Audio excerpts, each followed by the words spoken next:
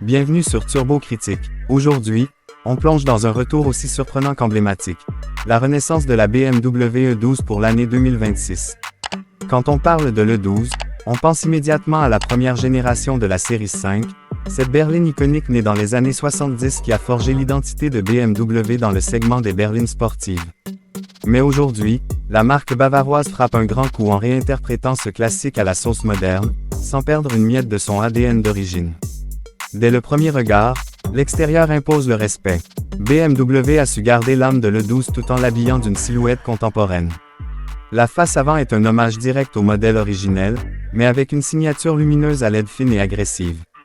Les fameux haricots, ou calandres rénales, sont ici retravaillés pour rester fidèles aux proportions historiques, tout en intégrant des fonctions actives d'aérodynamisme. Ce n'est pas une calandre massive comme sur certaines créations récentes de la marque, mais un juste équilibre entre nostalgie et innovation. Le capot est sculpté avec des nervures saillantes qui rappellent les lignes tendues des modèles classiques, mais avec un traitement plus affûté. Les ailes sont légèrement galbées, donnant à la voiture une posture plantée et athlétique. La peinture métallisée Silver Shadow proposée en exclusivité pour ce modèle renforce l'effet néo-rétro. On note aussi la présence de jantes 19 ou 20 pouces au design inspiré des anciennes jantes, turbines, avec des finitions polies qui évoquent les années 70 tout en étant résolument modernes. De profil, la ligne est épurée. Le Pliovmeister, cette fameuse courbure au niveau du montant C, est bien là, accentuée même, comme pour rappeler que cette voiture appartient à une lignée. Les poignées de porte sont affleurantes, contrastant avec le côté vintage. Les rétroviseurs fins, montés sur des bras profilés, viennent optimiser la pénétration dans l'air. L'empreinte au sol est large, posée, avec une garde au sol relativement basse, ce qui trahit tout de suite les ambitions dynamiques du modèle. À l'arrière, les feux en L sont une réinterprétation directe de ceux de l'E12 d'origine, mais avec une technologie LED 3D impressionnante. Le logo BMW trône fièrement au centre du coffre, au-dessus d'un bandeau noir laqué. Le diffuseur arrière, discret mais fonctionnel, dissimule deux sorties d'échappement chromées sur les versions thermiques, tandis que la version hybride rechargeable les remplace par un habillage aérodynamique. Le coffre conserve une forme relativement rectiligne, ce qui accentue le côté utilitaire et élégant de la berline. Sous le capot, BMW propose plusieurs motorisations, allant d'un 4 cylindres turbo efficié à une version M Performance équipée d'un 6 cylindres en ligne de 3.0 litres. Le modèle haut de gamme, baptisé E12 M560i, développe 412 chevaux, avec un 0 à 100 km/h abattu en 4,1 secondes.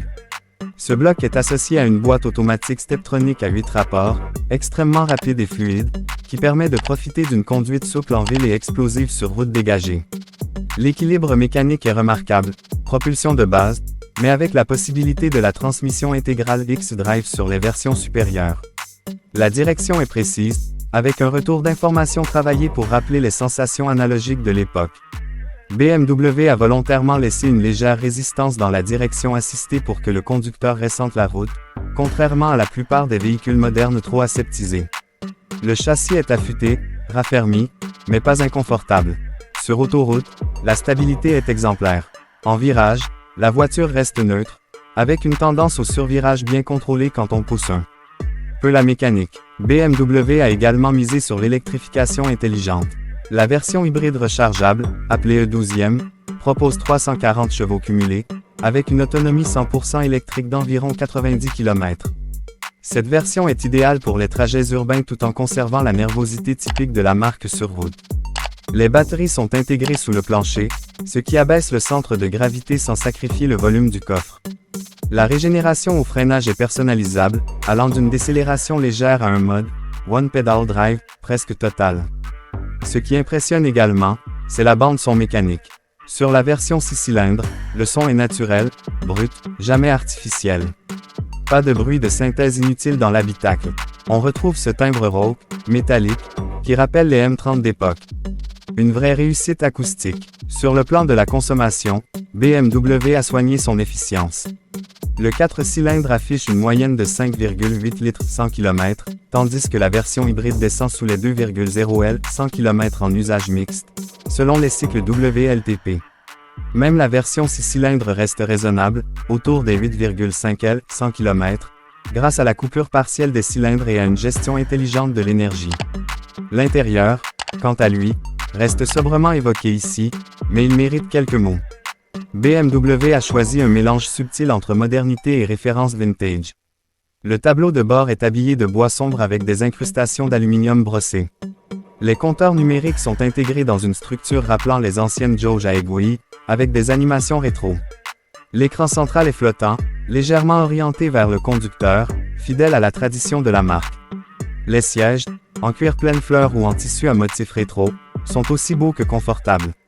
Le levier de vitesse, court, rappelle les anciennes boîtes mécaniques, même s'il ne commande ici qu'une boîte automatique. La qualité perçue est exemplaire. Les matériaux sont nobles, l'assemblage est rigoureux. On sent que BMW a voulu faire de l'habitacle un lieu de conduite, pas un salon aseptisé.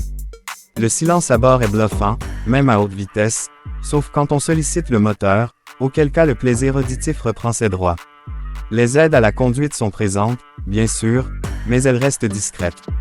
Pas d'alerte intrusive, pas de surcouche numérique inutile. Le 12 2026 se veut connecté, mais sans enlever le plaisir de conduire.